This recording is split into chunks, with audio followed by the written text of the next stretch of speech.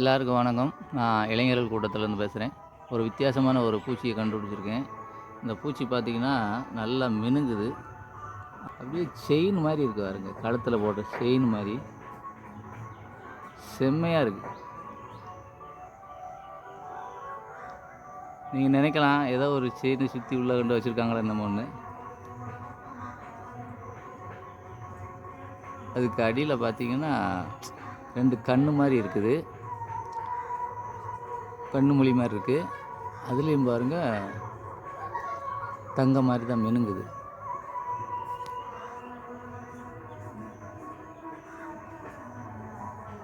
எவ்வளோ சூப்பராக இருக்குது பாருங்க.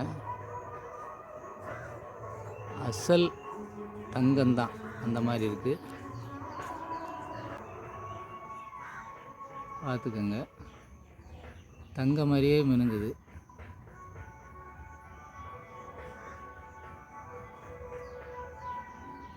எப்பா ரொம்ப கோல்டாக இருக்குது. எவ்வளோ அழகாக இருக்குது பாருங்க. இப்படி ஒரு பூச்சியை நான் இப்போ வரைக்கும் பார்த்ததில்ல. ஏதோ ஒரு ஆனால் கூட்டுக்குள்ளே இருக்குது. கூட்டை விட்டு இன்னும் வெளியே வரலை அந்த பூச்சி. பட்டாம்பூச்சியாக என்னன்னு சொல்ல முடியாது. அதோட இந்த கண்ணு மாதிரி இருக்கிறத காட்டுறேன். அது பாருங்கள், வெளியே தள்ளுற மாதிரியே இருக்குது இந்த கண்ணு அப்படின்ட்டு. அதுக்கு பக்கத்தில் கூட ஒரு 2 கோல்டு இருக்குது. தெரியலை, ஆனால் நல்லா இருக்குது பாருங்கள். பாருங்கள் எப்படி இருக்கு பாருங்கள்.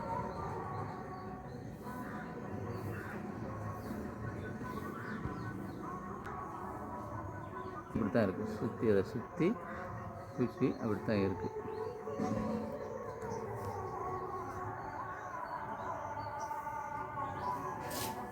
அப்படியே தங்க மாதிரி மின்னுது.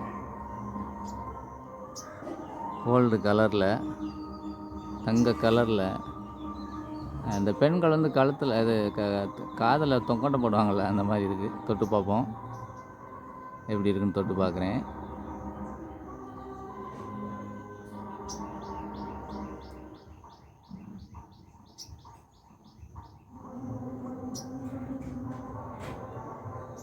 சிமிக்கி மாதிரி இருக்குது. நல்லா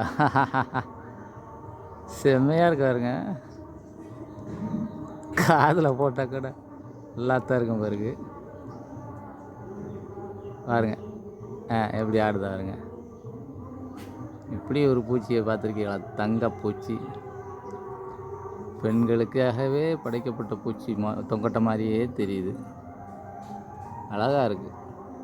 நல்லா சிமிக்கி மாதிரி ஆடுதா பாருங்க. போட்டுக்கலாம், சிமிக்கி போட்டுக்கலாம்.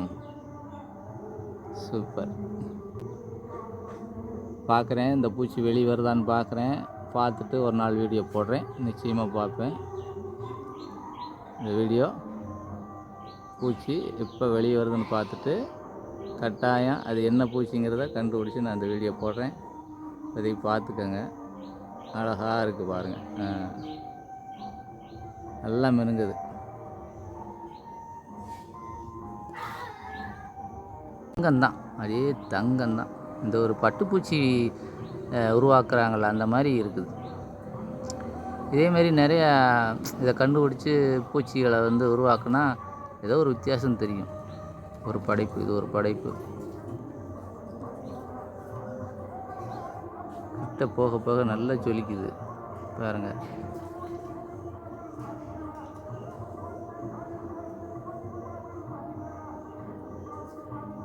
நிச்சயமாக வெளியே வரும்போது நான் வீடியோ போடுறேன்.